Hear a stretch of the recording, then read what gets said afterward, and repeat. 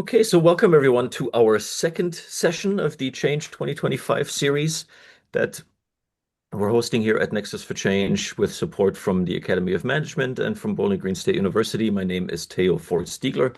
I serve at BGSU with some responsibilities supporting both our master's and doctorate in organization development and change. And we have the honor and pleasure to get to hear from and think with for the next hour plus with Fons Trompenaars, who, in my mind, is sort of the main connection that I have for our programs, or one of the main connections, I should say, into how organization development and change happens and is in action in Europe. Fons joins us, I think, from the Netherlands this morning. You're not traveling elsewhere, are you?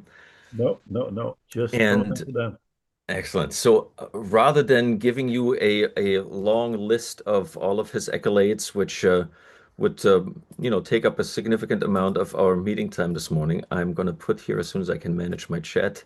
I'll share um, his his LinkedIn, where you're welcome to. What is that? Where you're welcome to find out about all the wonderful things that he's done. He's an educator, he's a consultant, he's been in the space of supporting organizations in a variety of contexts. And so, Fons, I'll just invite you to share a little bit about how you've gotten here to this point of your journey, and then look forward to hearing from you around this culture of innovation around generational dilemmas. Fons has offered that if you want to offer comments, questions, post those in the chat, but that he's also open to you interrupting if you have a really urgent query or would love for him to maybe reiterate a point.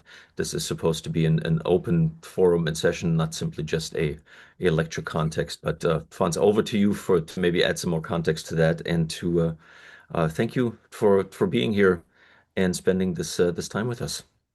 Thank you so much, Theo. A pleasure. Perhaps an upfront notice that for those who want to take notes or whatever, it's recorded, and on top of that, you can get a copy of the slides. So don't worry about that. Thank you. And indeed, you can chat with questions, and Theo and Lisa will help me to say, hey, this is a question we really need to stop the talking of funds. All fine. Um, and also, I would like to say that it's a pleasure to be with you. Um, I have some tradition with BGSU in terms of the Amsterdam programs, where Stephen has done a fantastic job. I see David is here. There are many connections we have, and it's always a pleasure because what I like of a group of, in most cases, PhD students that come to Amsterdam is the enormous keenness in terms of, I want to learn something. And you don't always see that. People coming to Amsterdam is, I want to unlearn some things. And it's wonderful to be part of that adventure for quite some years now. And I hope we can prolong that. Next to Amsterdam, I think the program itself is worthwhile. Um, what I would like to do is in this, let's say, 50-minute talk, although unmute anytime you like, um, is to give you a sense of how diversity, very often I'm in the intercultural diversity, which very often is seen as the diversity created by national differences. I've translated that a bit in generational differences, but the idea is very similar, that I think managing change towards anything, we have chosen innovation, um, is enriching yourself with the opposite rather than replacing yourself with the opposite. You see, especially in the Anglo-Saxon literature, a lot of change models that is, what you did is bad, and now we're doing something good. While we say, wait a second, if you take it on the individual level, if you are in the MBTI type of typologies, if you are a thinker and you say, oh, you need to be a feeler, it's impossible. But what we can teach people and also train people is to say, hey, how can you use your thinking to take more advantage of your feeling and vice versa? So for us, managing change is integrating opposites, namely where you are and where you want to go, rather than where you are now is bad and let's go to somewhere that is the opposite. Let me give you one example up front. If you say we are a push culture, like our company Philips was having, and still today, by the way, the city where their headquarters were based in Eindhoven is the town, if you like, city. I don't think it has more than 400,000 inhabitants, is the city with most patents coming out as a city, more than Silicon Valley, right? And Philips was known, oh, they invented the CD, they invented Bluetooth. In fact, they invented everything and they never made money. Why? Because they were a push culture. They were either too late or too early. And they said, we need to become a pull culture. We need to listen more to clients. And what you saw is that they tried to change from a push culture to a pull culture. That's not how it's working. If you take Apple, is Apple a push culture or a pull culture? Is Apple adapting itself to what clients need? Or is it just telling clients what it needs? And I think Apple is a beautiful example, and I'll give you more details later on, that says, no, we need both. We need to push and to be pulled. And that idea of what we call dilemma reconciliation is in the essence of managing change. How can you enrich yourself with the opposite? Okay? Now, our models don't help. Our models are bipolar, meaning to say that if you're, let's take MBTI, if you score high on thinking, you score low on feeling. I do cultural studies. If you are an individualist, you're not a collectivist. Why? Because the questionnaires have been built like that. And in fact, our mind is wired like that, that if you're centralized, you're not decentralized. Now, let's take our human body. Our human body, is that centralized or decentralized? And we all know the answer is yes. Namely, we have centralized certain functions to allow for more decentralization. And that is non-bipolar thinking. And it's counterintuitive, we're not used to it, but that's something I would like to explain because the world is getting more diverse. And the problem with diversity today is that the diversity has become diverse.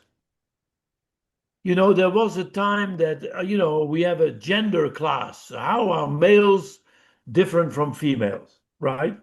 And then it is a generational class. How is Gen Z different from baby boomers? And then we have a whatever international class on how are the French different from the Americans.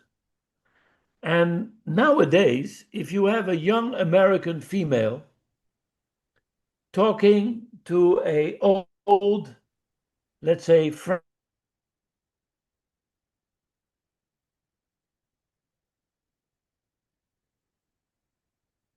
people living in Amsterdam don't have Dutch parents. And there is young mixing with old, and there is whatever. Right? My question is, how do we solve this problem if our models are bipolar? Are you individualist or are you collectivist? On top of that, we have the famous challenge of international differences, of gender differences, generational differences. And if we don't change these models, we will have an enormous handicap to bring them together. And in managing change, we have an enormous trouble in integrating where you want to be from where you're coming from. And if we don't change our models, we will have an enormous problem in trying to get into the world that creates these type of companies.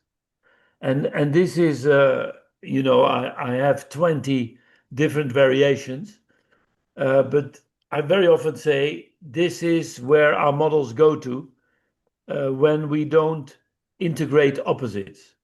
Now, what are the ways of doing it? Let's at least look at what Einstein said. Einstein said, you can't solve a problem at the same level it was created. In other words, you have to go one layer beyond your dilemma. And there are levers to pull. Let's have a look. Innovation, sustainability, globalization, and leadership. If I connect those four in one sentence, we say that globalization leads to different viewpoints, or which is the essential role of a leader to connect. Connecting different viewpoints is another word for innovation that leads to sustainable results. So we need a paradigm that helps us to take advantage of globalization through leadership that leads to innovation and that leads to sustainable results. And dilemma management, namely connecting opposites, is crucial in that. Now, if you look at the top level literature, I mean very abstract, on what is the essence of innovation, one, you need diversity. Without diversity, no innovation. You need inclusion, and you need the quality of leadership. A lot of research shows, now this is very abstract, we'll make it very concrete, but diversity is what you don't share, inclusion is what you share, and that's what leaders do. Think about a good father, a good mother. They take advantage of the fact that personalities of their kids are different, but we all go on vacation in August. I'm saying nonsense, but you know what I mean. So you know as a parent what you need to share in order to allow freedom in what you don't share. And that is what makes an effective parent. Now, the old paradigm is, are you an ellipse or are you a rectangle? You is, think about the cylinder where the larger whole transcends its parts and even integrates its parts. It depends on where you shed the light. In the cylinder, you see there is both the rectangle and the ellipse. And I want to teach you to go beyond the ellipse and the rectangle, our own bipolar models, to create a cylinder that combines. And the symbol of that is the helix, the dance between opposites. Now, look at this wonderful definition of innovation. It's abstract, but I'll give you two concrete examples. Innovation is combining values that are not easily joined, therefore scarce and therefore profitable. I already gave the example of Apple. Apple, what is the big dilemma of Apple, of any company in that atmosphere? It is beauty, design, aesthetics versus functionality. Now, what Apple has done, they have made beauty functional. So if you take the iPad or the iPhone, it's beautiful because it has a glass plate that has no frame, and that makes it beautiful, which allows you to swipe it without breaking your nails. In other words, they have made beauty functional. Now, here is a point I want to make. A lot of people say, oh, Fons, so it's not about either or, it's about and. No, it's about through. There's a big difference between and through. Through beauty,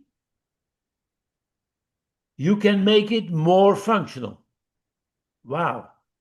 Philips, on the contrary, has bought a design company from Italy and wrapped their functional stuff into beautiful design. But the beauty didn't add anything to its functionality. And that's the big difference with Apple. Let's take another example. Formula One, racing. What is the big dilemma in Formula One? Speed and safety. Every engineer in the F1 circuit says, what can we do with the speed that makes the car more safe? And aerodynamics is how you, through speed, get more safety. It's not like the car industry where you have separate divisions and there's one working on the speed of the engine and another division on safety. And they throw it over a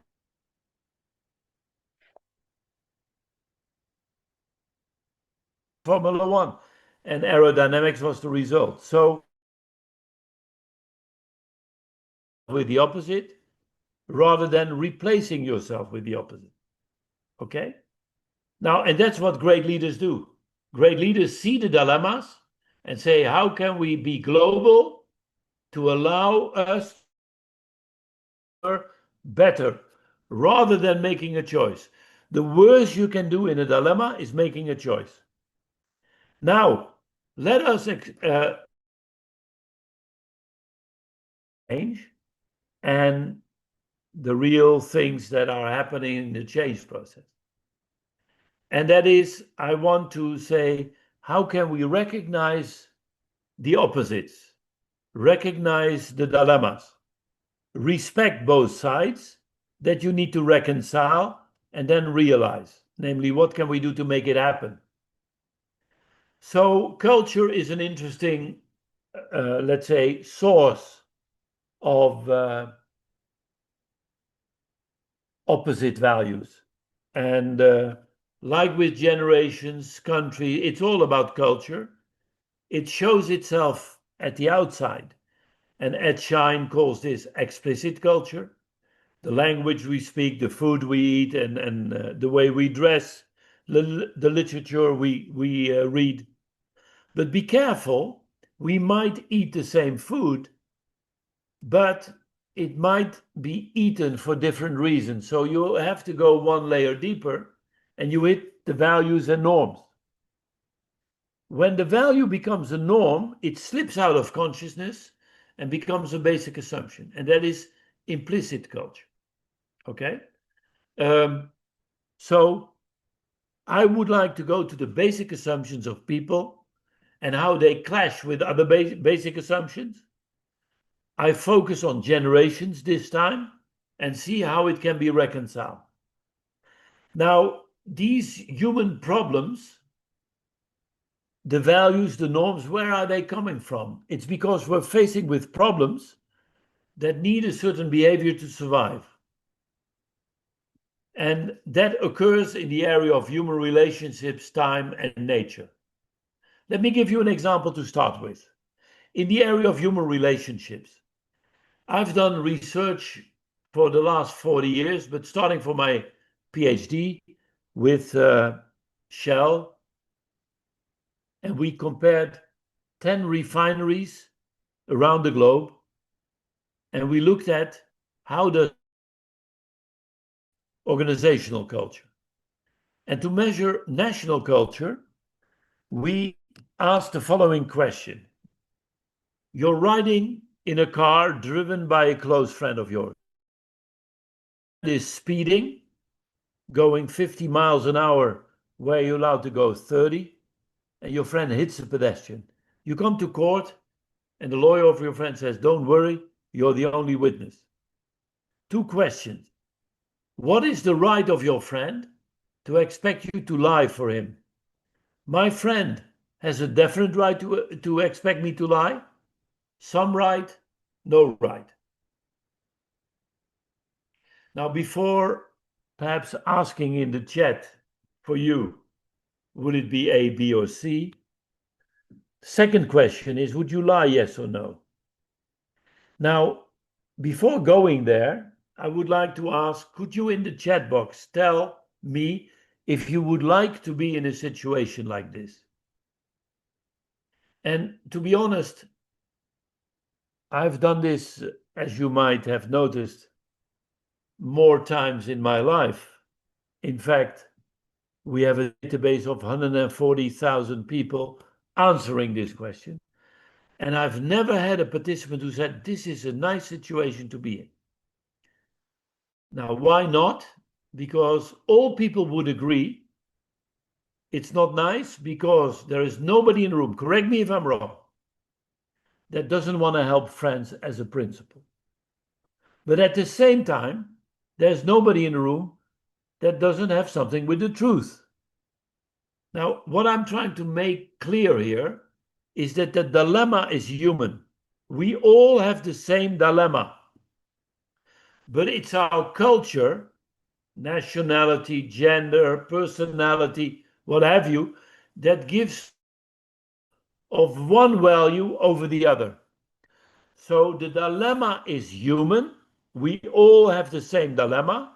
In this case, the truth versus friendship. But the choice.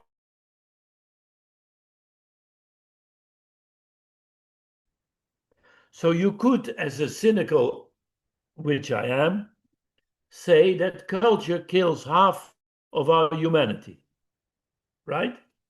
And by the way, in the latest political movement in America, it's clear. By the way, it's clear in the world. We are killing each other by our cultural preferences, while as human beings, we have the same dilemmas. Okay? Now, let me go one step further and see what are the answers of people. Have a look. This is the number in percentage of 140,000, although we have a database of 140,000, but this is about. In Switzerland, 97% of the people say, my friend has no or some right, and I will not help by lying. In Venezuela, Korea, it is in the 30s. Now, people at the top, and you see from Germany to Switzerland, the top, let's say 8, we call them the universalists.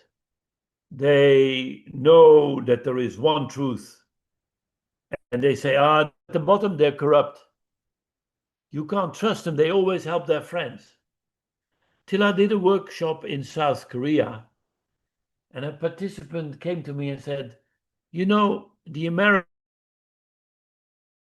Say, why? You can't trust them because they won't even help their friends. Now, my question to you is, are you corrupted by the abstract rule and the truth?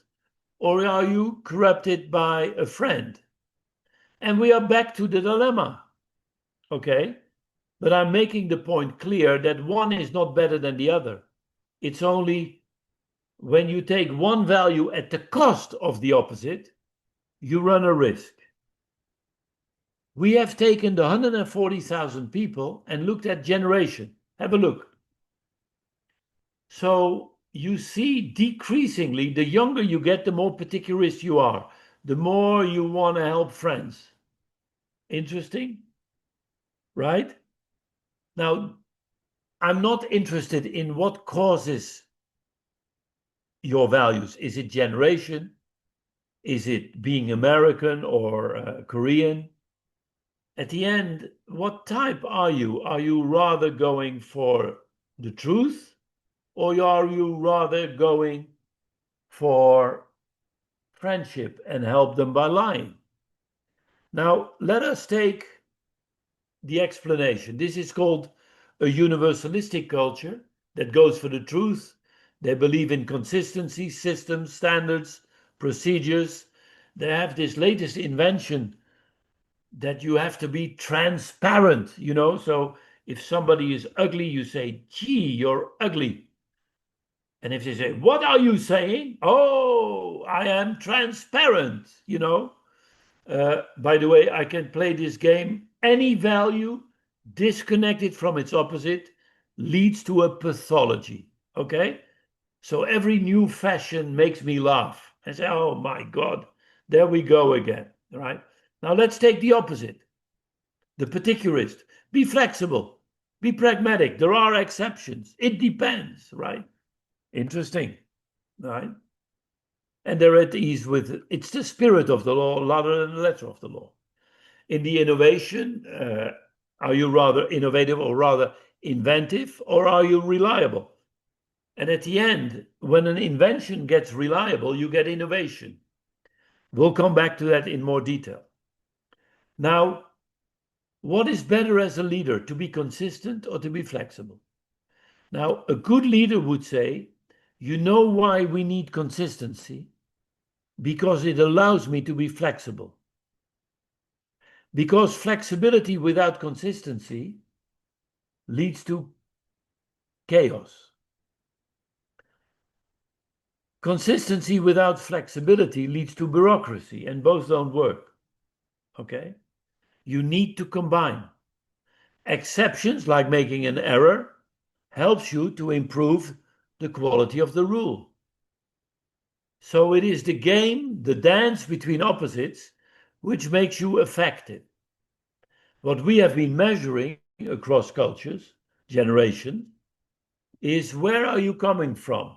What has your preference? So I want to summarize this introduction. The measurement of preference is a bit like MBTI people saying, yeah, we know thinking and feeling, everybody has it, but what is your preference? Fair enough.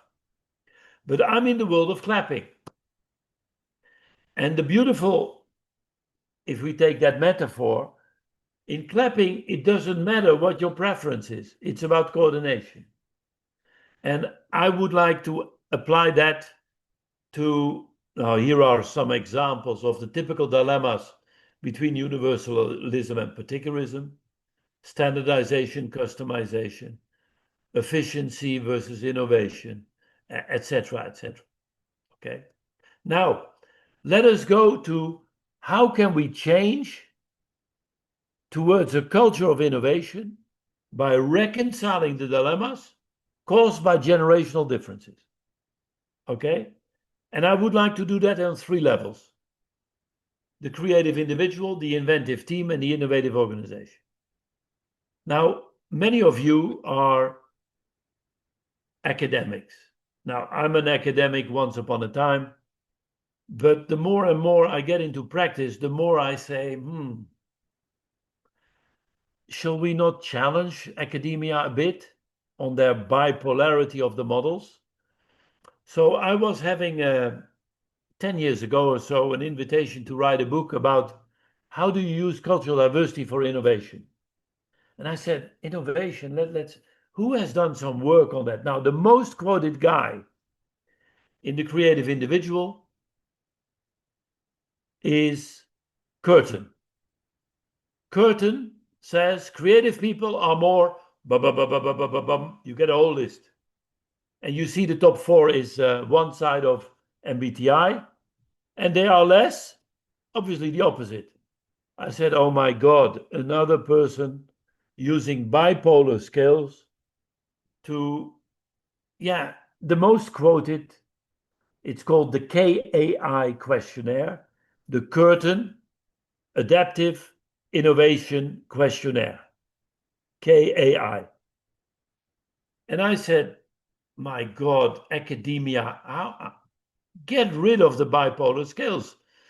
There were 902 articles written on the correlation between the MBTI and the KAI scoring.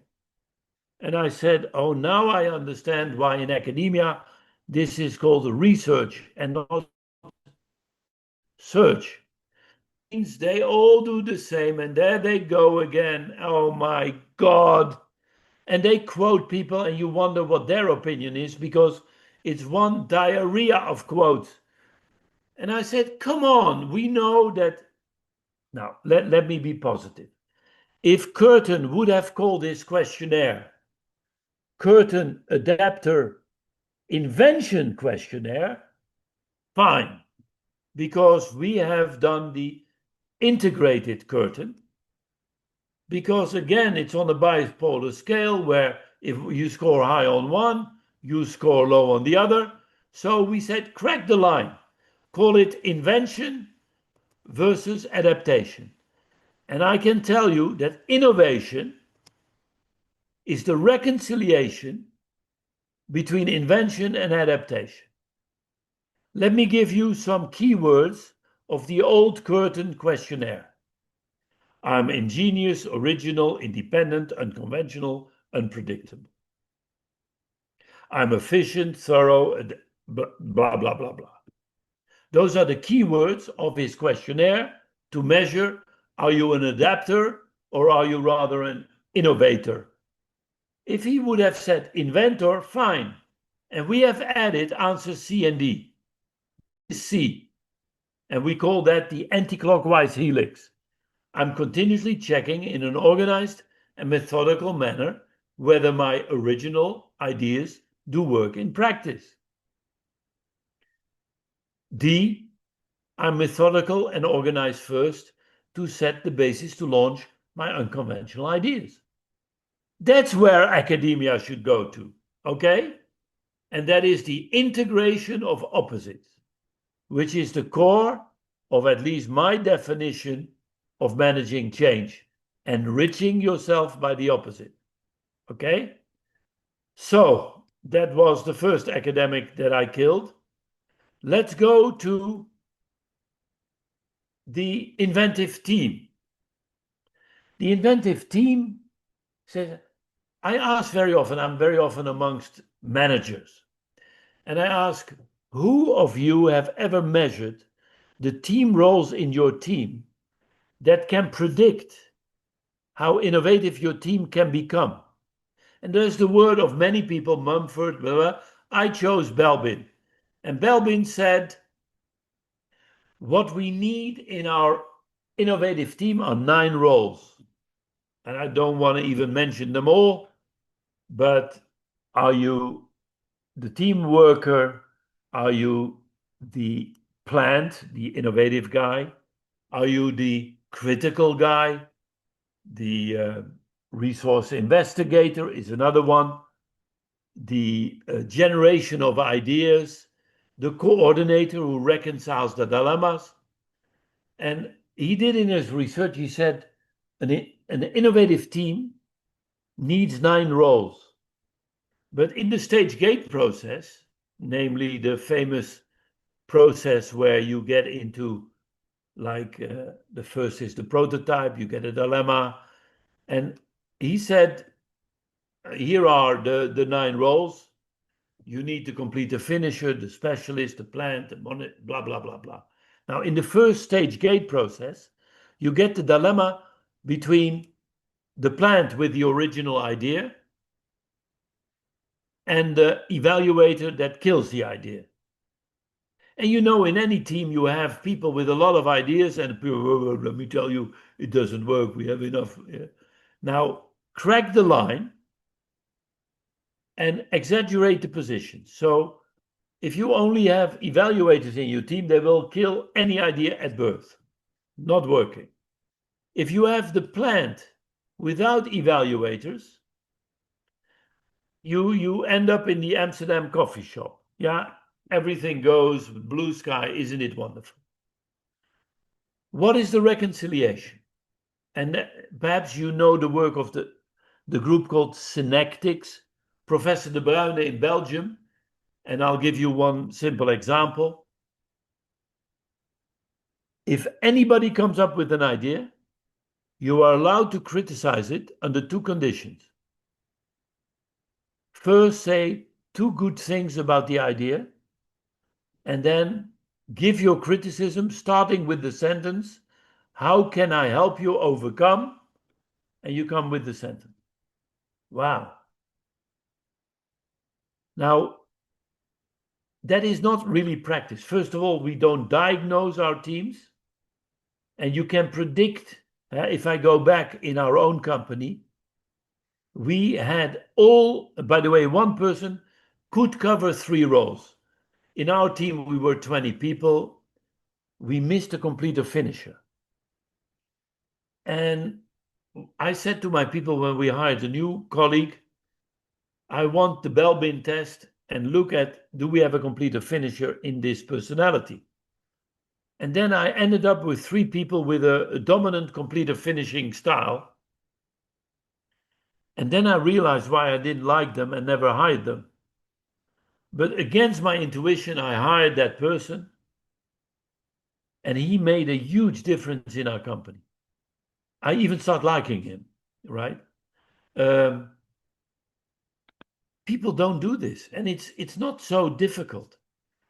I'll stop here because I've been critical enough. Let's go to the final one, the innovative organization.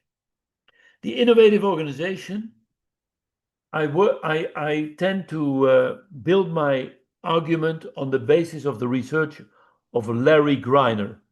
Larry Greiner, as far as I know, was the only author that published an article in the Harvard Business Review with the same title, with 40 years in between. The evolutionary growth of innovative organization. And what did Larry Greiner said? Let me first give you our model of organizational culture, where we put the Larry Greiner model into. We have looked at, are you rather egalitarian or hierarchical, person-oriented or task-oriented? And that combination comes to 4 stereotypes.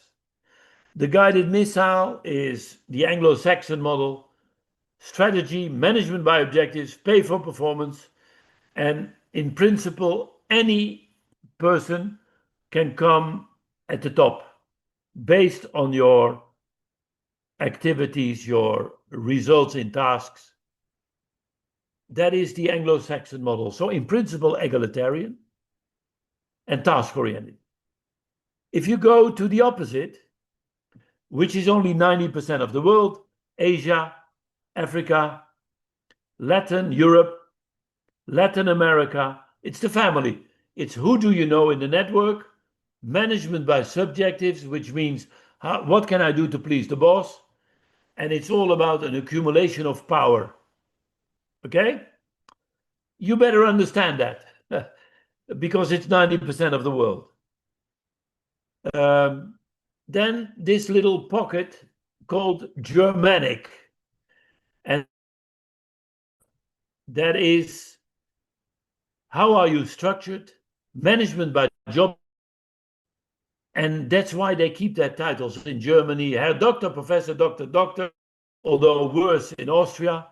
Why? Because as a leader, you're respected if you know what you're talking about. Okay? Now let's go to Silicon Valley and little pockets in the world. If you like the startup, egalitarian and person-oriented, it's the incubator. It's organized chaos. You manage by passion, and your motivation comes from learning. I stay here. I call my salary the monthly insult, but I stay because I learn, right? Now, we all know this. What is the organizational culture that supports best the innovative organization? Now, be careful. I call this an MBA question, which means that the question, no, I should say that oppositely. The answer will be brilliant, but the question is wrong. Because Larry Greiner shows there is a developmental process going on in the process of becoming more innovative. And he analyzed Apple, he analyzed Google, and he said it starts with the creative engine. It's one or two people having a great idea. It's flexible, inventive, agile. But then it comes into a crisis. I'll show more about the crisis in a second. We need the family culture. But the family culture is not done at the cost of the incubator. It includes the incubator, which raises a lot of dilemmas. It is the trust engine, collaboration, commitment, loyalty. It gets into a crisis. You need the strategic side, client-oriented, task-oriented, the guided missile. But it runs into a crisis in 2008. It's all about short-term profits and fill your pockets. So we get compliance. And that is more the execution side. Management, that job description, you need expertise. So let me do that in another picture. The incubator runs into a crisis that needs the family, runs into a crisis, the guided missile, but I'm emphasizing it. It's a process of reconciliation. So the guided missile includes the family of incubators. So does the Eiffel Tower. And then it comes back, and he calls this the infinity loop for performance by innovation. Now, it's loaded with dilemmas. And shall I stop for a moment? Because perhaps there are some questions which I cannot imagine because I was very clear. Theo, are there any questions? Because I Yes. can't get a hold of the chat box, but I'm like a bulldozer. But There perhaps there there are are no some, questions in the chat, but does anyone have a query or a comment they would like to share at this time? or you, Theo, perhaps you say, what the hell? How does he dare to insult these people? Yeah. Well, I'm gonna rest for a moment on there's more seasoned academics in the room that might have thoughts on that. So Good. any comments or queries?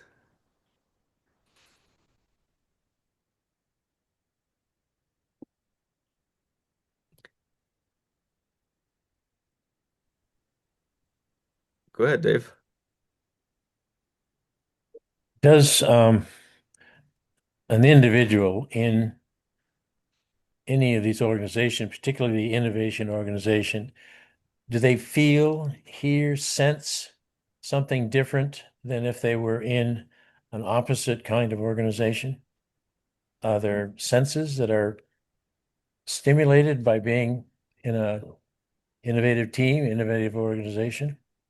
Yeah, Dave, I think in your question is the answer. Um, but but I think you know.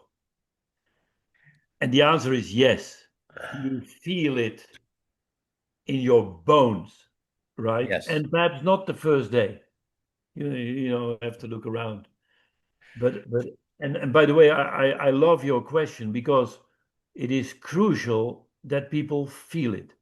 Yes. Because at the end of the day, I don't know if you know the work of Alfred Schutz, the phenomenologist, and it's one of the most interesting books I read about the philosophy of reality. And he says we in academia, even in social science, for a long time, have used the natural scientific paradigm to look at reality. And and he says, what is the big advantage of natural scientists over social scientists?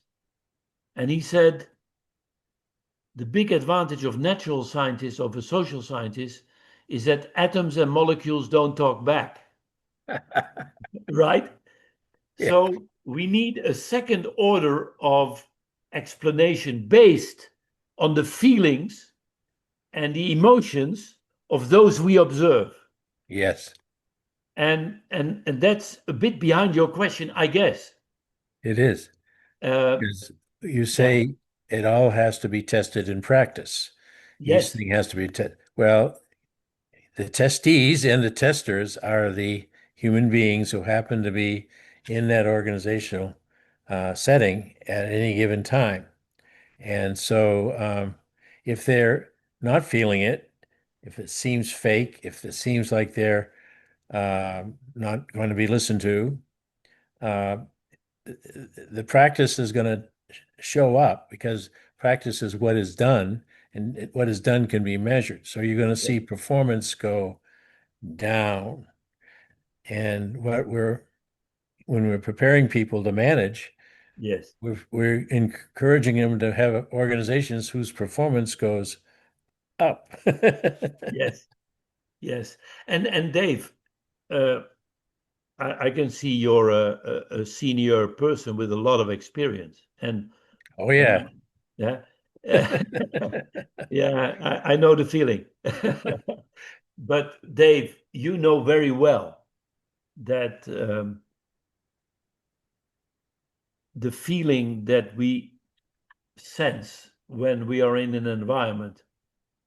Now you have to be careful with the first week, but you very soon get an idea of, yes, here is where I want to be, or the opposite, right? Mhm. And we in science have very often ignored that sentiment. And Mhm. you know, a simple example, when we want to see if a organization is egalitarian or steep, hierarchical, we go to the org chart and we count the number of levels. Yeah, but I was in Singapore and the org chart had 2 levels above the person I was interviewing and 2 levels below. And I asked the person, how many levels do you think you have above you? And he said, I have 4 above me and 3 below me. And I showed him the org chart and said, how come? He said, oh, but my colleague here on the same level, he's above me because he's working 40 years with the company. I'm only working 20 years for the company, right? And, you know, another expression in social science is what is defined as real is real in its consequences.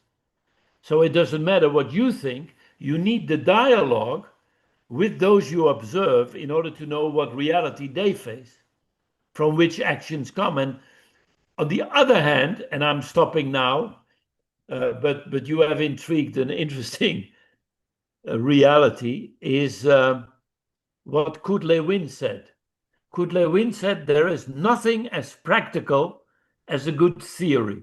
Yep. Yeah, and he's quite right.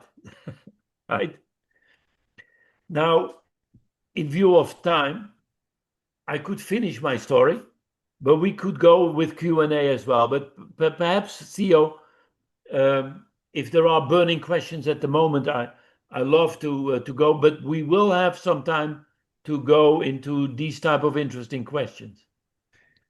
Jervis and I have a similar thought in that we're intrigued by the both and rather than through, and maybe as you finish your story, there'll be some more examples of that, Yeah, will and or be. we can come back to those. So why don't you go ahead and we'll see where that Good. lands us, and we'll have Good. some more time after. I'll give you some more examples, and that is because let me go back to the slide in front of you. That from one culture to the other, I'm talking about managing cultural change.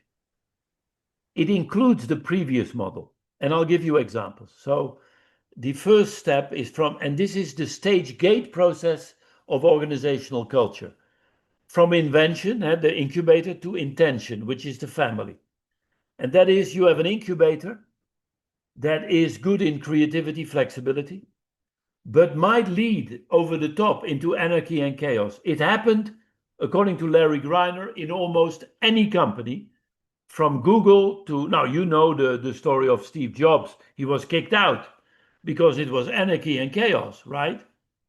Now, the good thing is that if you say boom, and he calls that the leadership crisis, what we need is the family, more harmony, more, not a pigeonhole, loyalty and commitment, and respect for leadership. But in a way that includes the incubator, because otherwise you're losing your strength. And that creates, for example, the dilemma between team spirit of the family culture versus individual creativity. Now, let us show, first of all, how we measure the difference. How can one improve the quality of life? Give people as much freedom as possible, or look after each other, even if an obstruction is real freedom. Now, you understand answer A is more individualistic, answer B is more communitarian.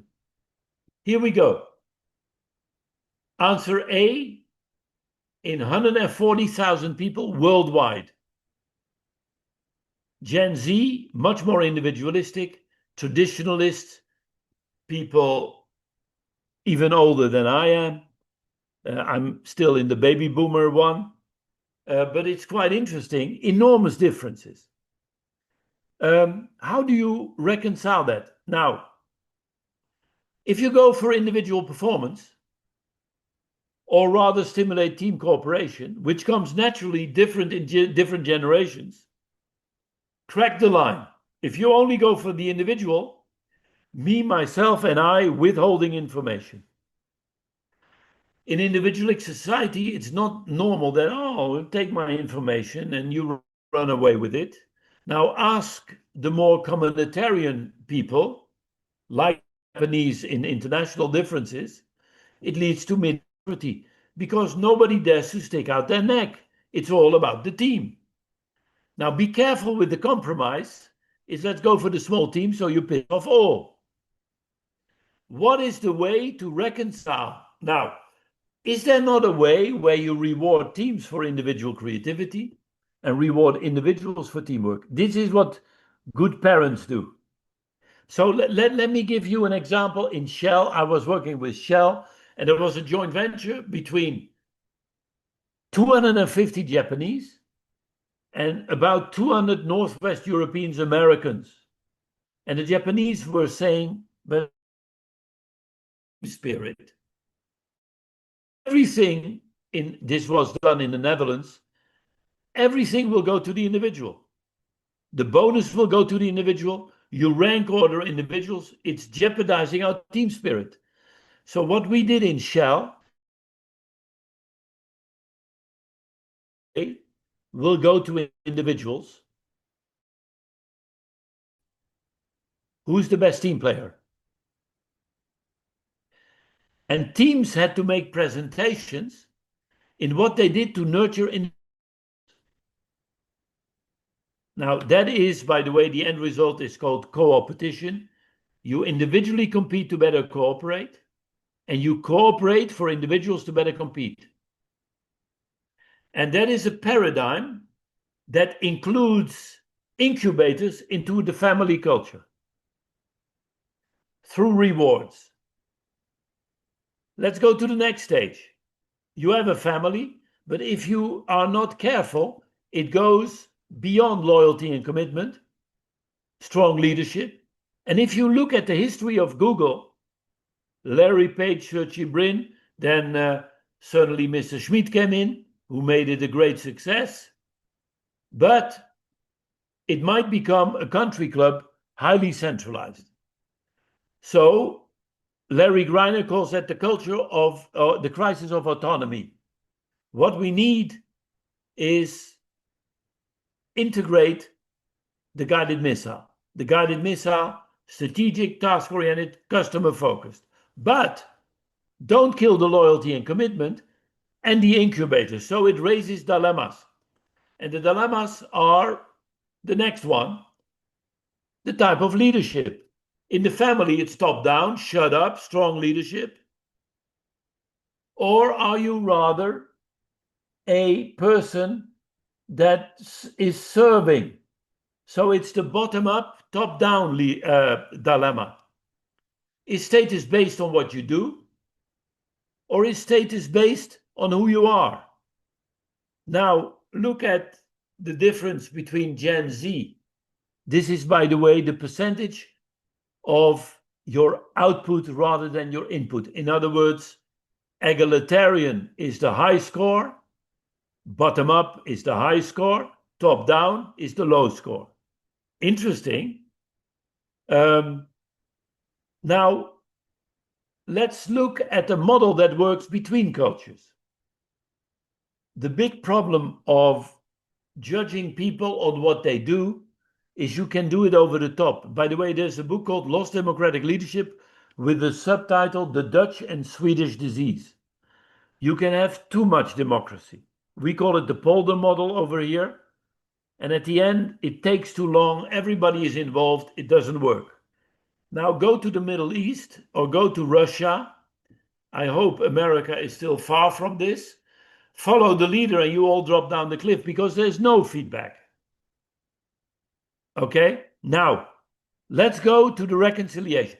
I love this picture with one footnote. It's bloody hell males. It's the man holding the ladder for others to climb. Now, what we have found in our research, and we call it the servant leader, the man holding the ladder for others to climb. In our research, females are much better than males in doing this. And that's why we need, and it's the only model that works in diverse environments. If you look at the icons in religion, Mohammed, Jesus Christ, Buddha, they were all servant leaders. Okay? If you look at our heroes in the long term, Mandela, 27 years of jail. And what were the first words he said coming out of jail? It was not kill these bloody whites. He was saying, what can we do for South Africa that makes us successful, right? Now that's a servant leader. Gandhi, right? Those are people who were there for others to perform better. It's a Greenleaf concept, the servant leader, as a definition, trying to help others to perform better. And unfortunately, Dave and I, it is young females that are superior to bloody old males. Yeah. And some are a bit older than others, but my cartoonist is British. It should be a female. That's the point I want to make. But the main point is we need a leadership style that combines top down and bottom up. Now, the final one, crisis of control. We have seen it in the West, 2008, the guided missile over the top. So we need compliance, and that is the Eiffel Tower.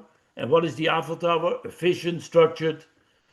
And the next dilemma, are we going for external customers or internal processes? I have another one, namely, do we push or are we being pulled by?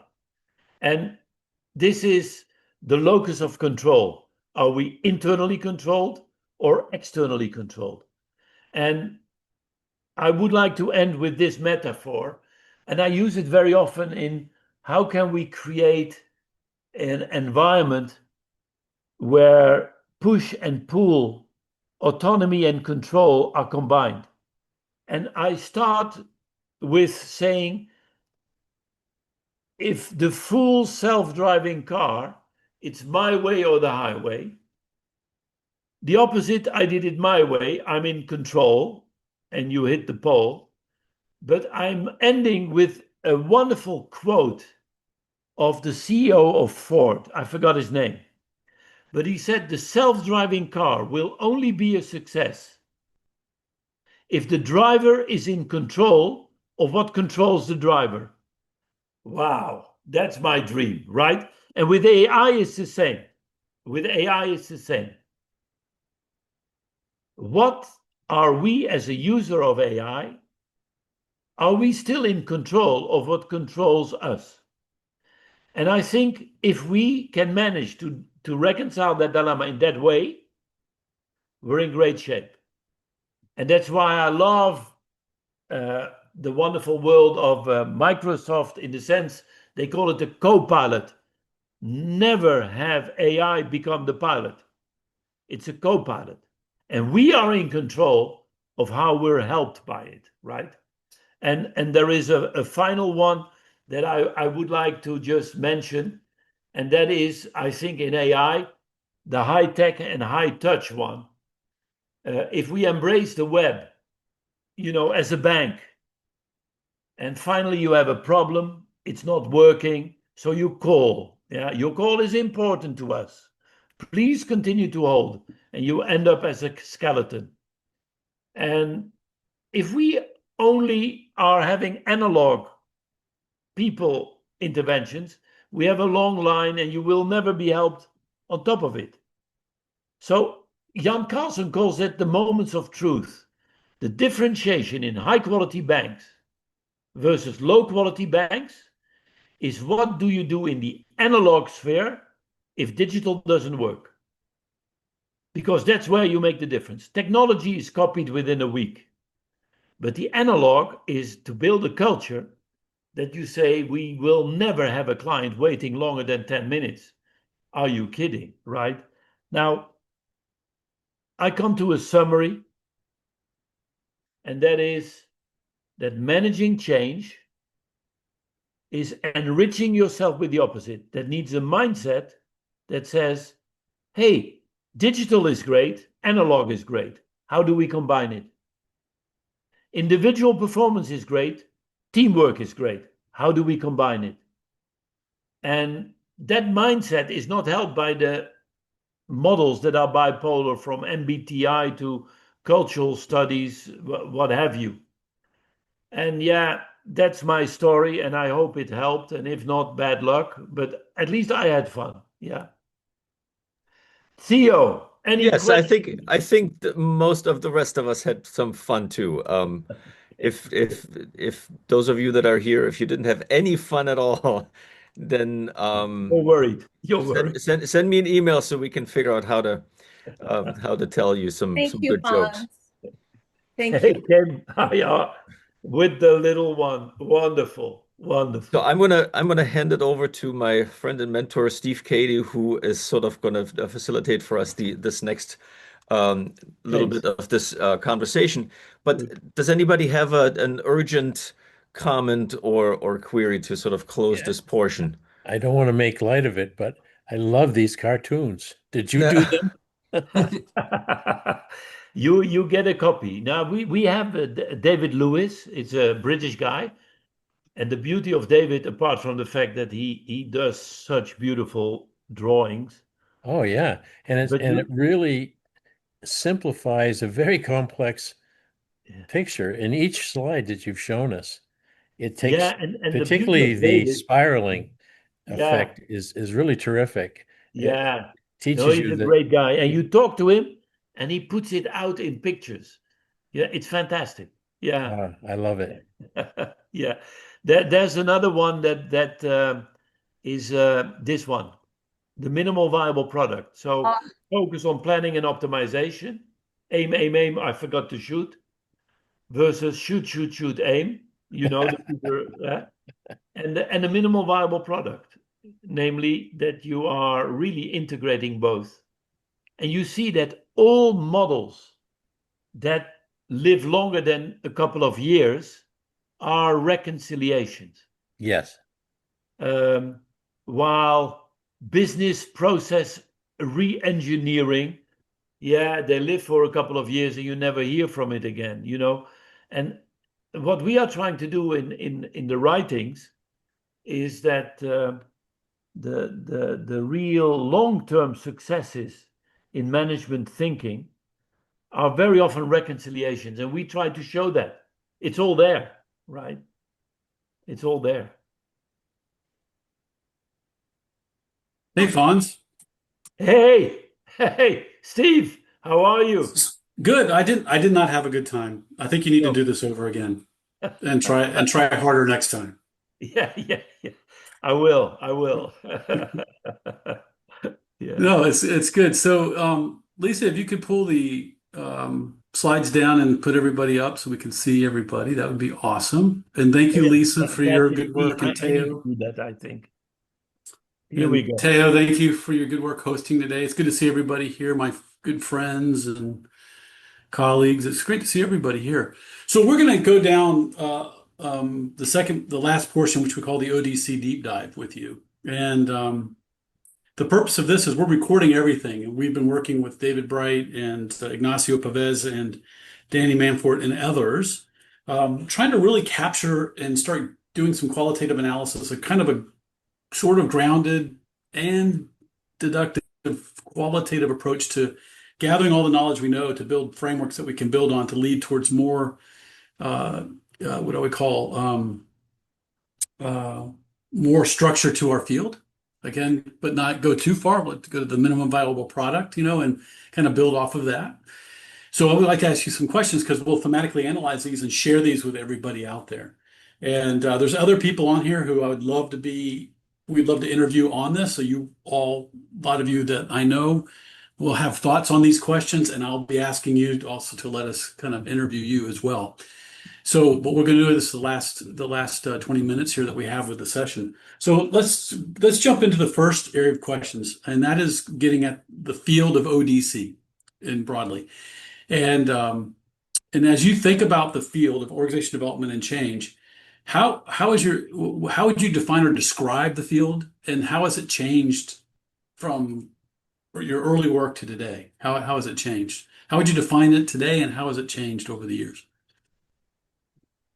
Yeah, it's an intriguing question, and perhaps I already gave it a bit an answer.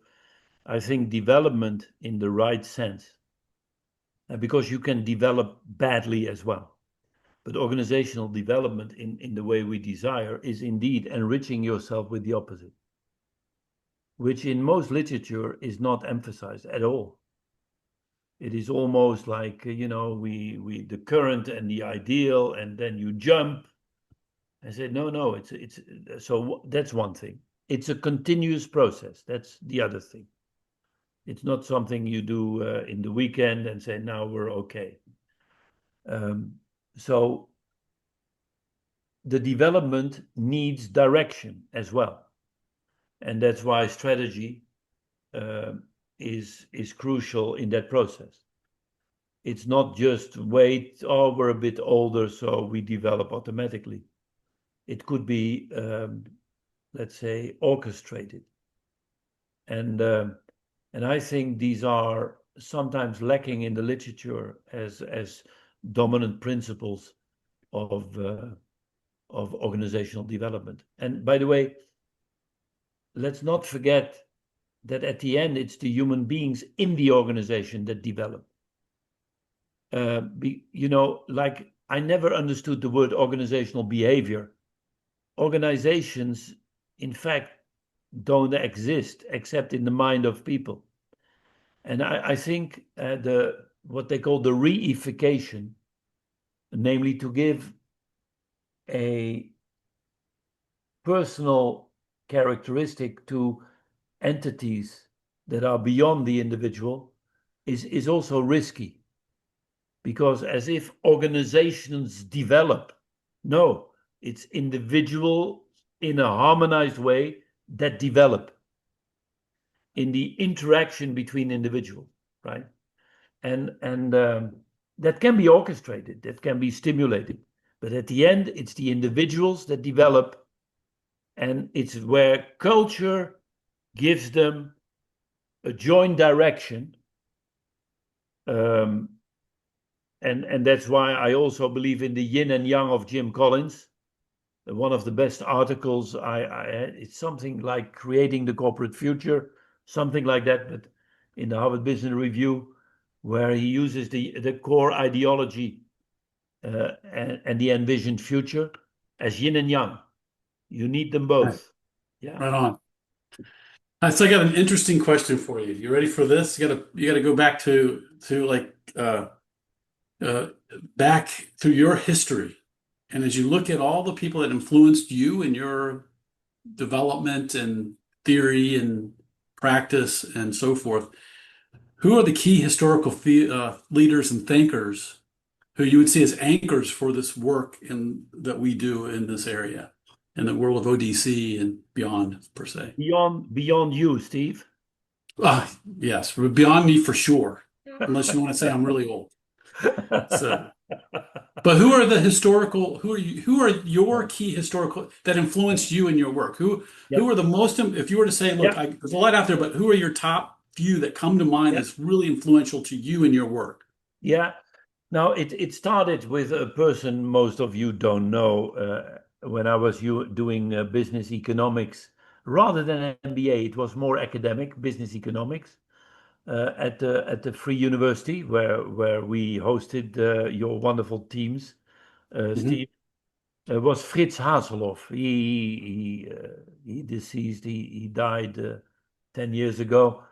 And he wrote his PhD on strategy as a dilemma between efficiency, survival, and being human. He used other terms. I remember efficiency and survival, and the one on the human side I forgot. But so that was one, and he made sure that I got a scholarship for Wharton.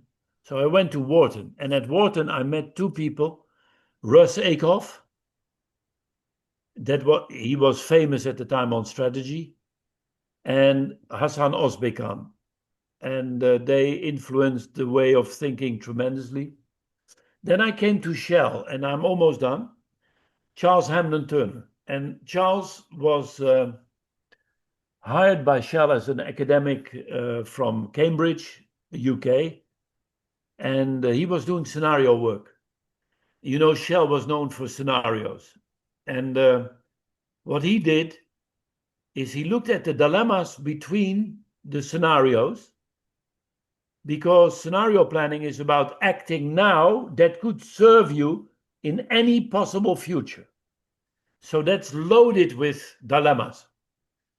And when I had my first day, because after my PhD, sponsored by Shell, I joined Shell. And the first day of my work, I was warned by an article in a journal written by Charles Hampden-Turner. It was an internal journal, so I read it. It was called The Tale of Two Paradigms. And he looked at East and Western culture, so pretty abstract, and what it means for the energy companies like Shell. I can give you an example, but it doesn't matter. And Charles, he said, call Charles, because the article didn't only summarize my PhD, but went far beyond it. And that's a bit painful. And I called Charles, and Charles said, Fons, I read your thesis. I think I can work with you because I reconciled all your dilemmas. I said, what the hell is he saying? And I never forgot what he said. He said, Fons, I see you don't understand what I'm saying, but you have a scale measuring if people are rather individualistic or collectivistic. He says, Fons, if you are an individualist at the cost of the collectivity, you're an egoist and it doesn't work. If you are a collectivist at the cost of the individual, which your questionnaire assumes, you're a communist and it doesn't work. So if both ends of your scale don't work, why don't you try to combine it? And it took me really 15 years to understand the depth of what he was saying. He said, what are great individuals? Great individuals are great because they give it back to the collectivity. And great collectives are great because they nurture autonomous individuals. So any value that is disconnected from its opposite leads to a pathology, egoism, communism. But if you combine it, and those people have influenced a lot of my thinking, and from my father I learned that the best way to get things across is to make people laugh. And what worries me also in America, I'll be honest, is sometimes you have to be careful with humor because it's not woke, and humor very often is not woke. Humor is making a point while respecting the other side. John Cleese once said, humor is when two opposite logics both turn logical and it makes you laugh.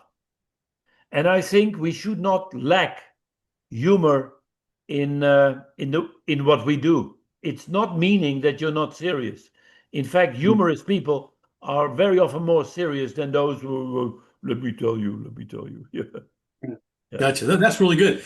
So if let's kind of shift, and for everybody out there listening, if you have like how you would describe the field, or if you have somebody that you think is an important historical figure or thinker in our field, just you can put it in the chat if you wish to do that, and so forth.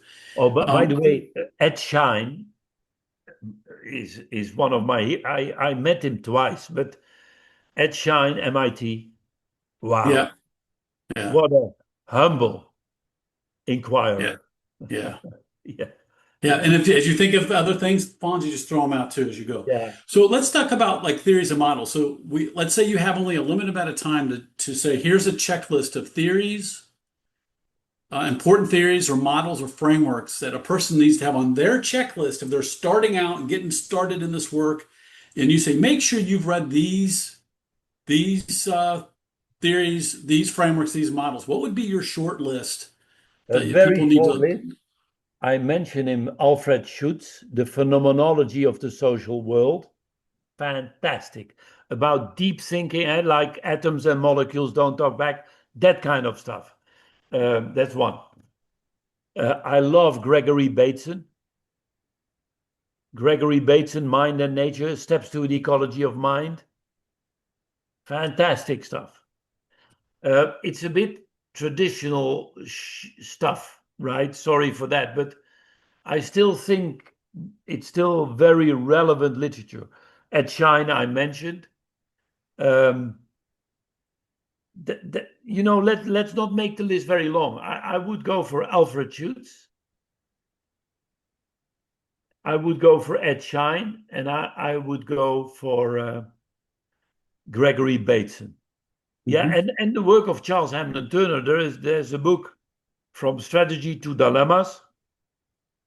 You know what I'll do, Steve? With my slides, I'll end with a bit of a short reading list that are my favorites. Yeah, I would love that. And you can, I'll send you I'll remind you, I'll resend the questions to you Please, so that please. you can like tell me some more. All right, so let's think about this. I'd really love to get this. What are the three things that a practitioner doing this work needs to be able to do well? And what are the three things that a scholar doing work in this area, research in this area, needs to be able to do well? Right. Now, the first thing for a practitioner is to talk to scholars. And the first thing a scholar needs to do is to talk to practitioners. You know, we have moved from our office just a week ago for other reasons than I'm telling you now, to go in a room in the academia again. And we are happy because we can talk easily to scholars. And the university was happy, is that finally somebody who is with the legs in the shit. Yeah. So that's one on both sides. Gotcha. Right? Because again, there's nothing as practical as a good theory, and there's nothing as theoretical as a good practice. Right? You need both. The other thing is get deep into dilemma thinking, and really on both sides.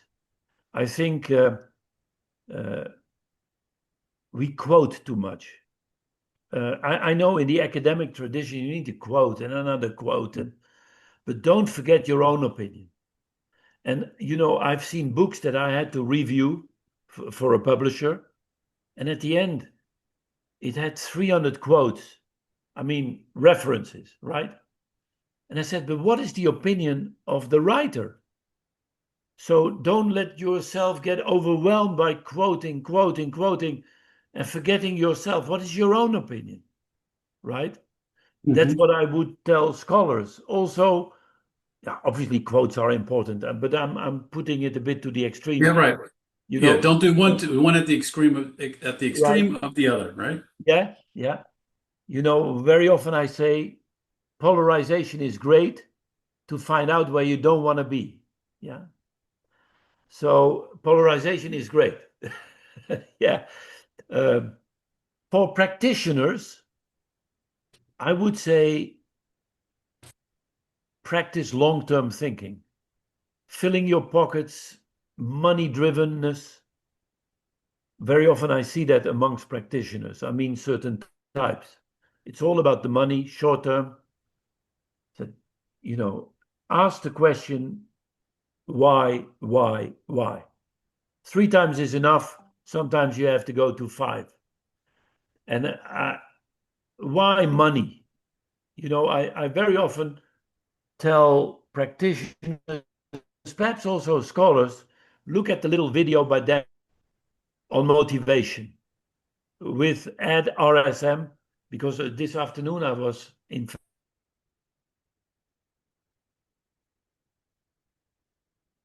scribant of Clinton, many of the speeches. He's a brilliant mind. And it says what is the limitations of money. And one argument is it's a dissatisfier. In other words, when you are having it, the bonus, the extra, it makes you happy for a day. And then you worry about the next bonus for the rest of the year. But if you don't get a bonus that you expected to have, it disappoints you for the rest of the year. So the happiness of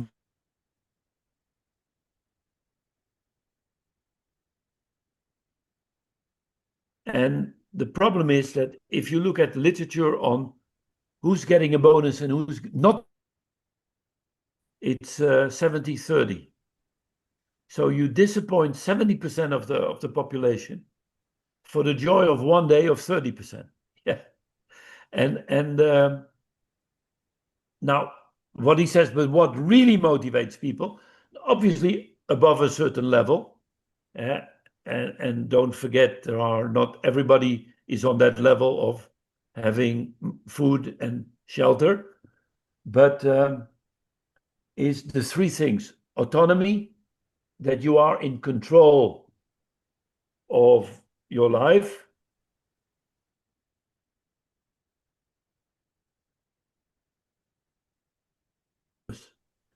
and that's what I would like to give to practitioners as well. Think about your purpose. Why the hell are you doing all this? What gives you a smile on your face when you wake up? And if it's money, I feel very bad for you.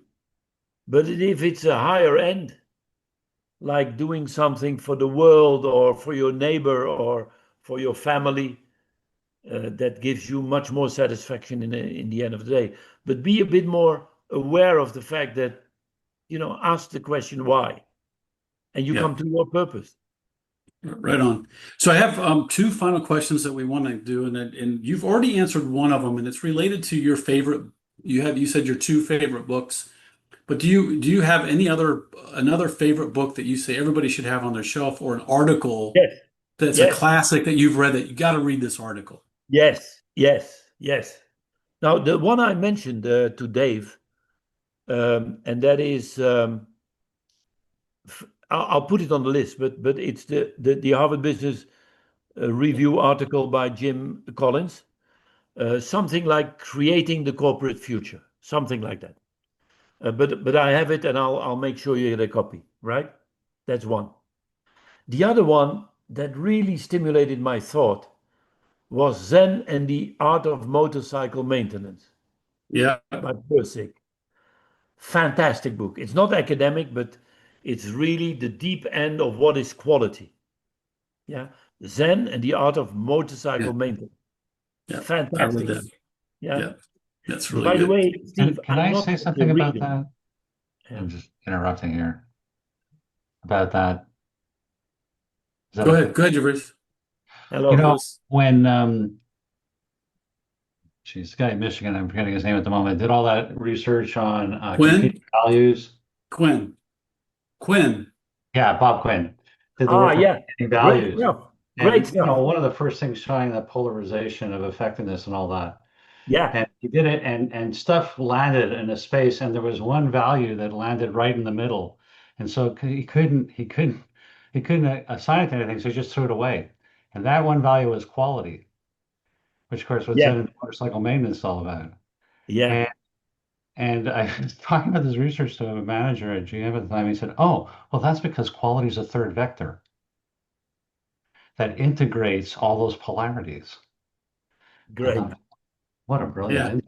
Yeah, that's really cool, Jervis. Yeah, that's really, really cool. Yeah.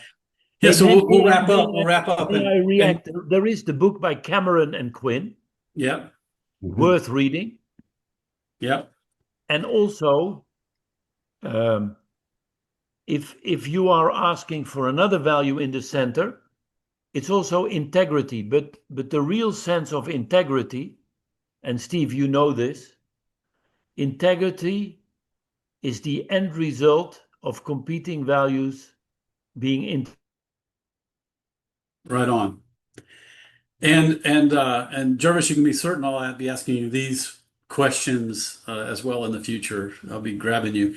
And Teo can put into a link, or Lisa can put in that we had Quinn and Cameron on in the last Change 2024 series, and they can put the link to that recording on there. David Bright was facilitating that.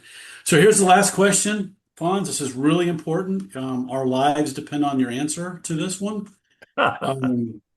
All of humanity does. So what is your highest aspiration? And I have your video off, by the way, because of the internet. So just so that we close some of the bandwidth so we can hear you, because it was getting a little choppy. So, but what is the highest aspiration of this field, of the field that we're in? What is your highest aspiration for the field? And what's like the essential purpose of it, if you will, the aspiration and purpose of it? And what are some of the specific outcomes that we should try to achieve from this field? What are some specific results that we want to try to achieve? Could you speak a little bit to that? Yeah, I still teach a lot. And I think for me, the joy and therefore the purpose is to enable young people to get as much fun in what they're doing as I had in my professional life. And you don't do it for the money, because I could do other things for real money, but it is so much fun. And all the stereotypes about young people are very often not confirmed what I experience. They're like sponges. They want to get it all. And in our office, now it's easier because it's in the university. We have 3-4 interns working all the time. So my aspiration is to have young people take advantage of the fun and experience we had over the last 40 years. And that's really a microcosm. It's not let's change the world. No, let's change the world through young people. Cool. And what do you think is the most important outcome from our work for organizations, communities, or individuals? Oh, because I think organizations, being non-profit or profit, private or public, is where a lot of power lays. Being it a university, because it's the collective energy that comes in the right direction. So it is important that we do it through all kinds of means. I was just talking about young people in academia, but the consulting we can do in larger organizations can help tremendously as well. And I'm a pretty optimist. I think there are many good organizations. There are bad ones, but let's help the good ones to wipe out the bad ones. And I think also, what you are doing, Steve, with groups, and David, to come to Europe and learn from the diversity in thought is tremendous. And that type of work, I love to contribute. That's my aspiration. Awesome. Well, Fons, it's been a lot of fun. And Teo, thank you so much for facilitating today, and Lisa for being our producer director, and for everybody here who's been friends of this program and the work that we do and so forth. So everybody, thank you so much. And Fons, I look forward to seeing you hopefully in the coming year. Yeah, I think with that, Teo, anything you want to say to close us out? I'll turn it back over to you. No, thank you all for being here. Thank you, Fons, for the intrigue and the laughs. And now I have some dilemmas that I have to resolve with opinions that I hold dear that I might have to loosen up a little on. Thank you so much for this time, and have a wonderful rest of your day, everyone. Thank you so much. Very Enjoy nice. your day. It was a pleasure. Bye. It was fun. Yeah, that's great. Bye, Dave. Thanks, everybody. Bye. Thank you. Bye, everybody. Thanks. Bye. See you, David.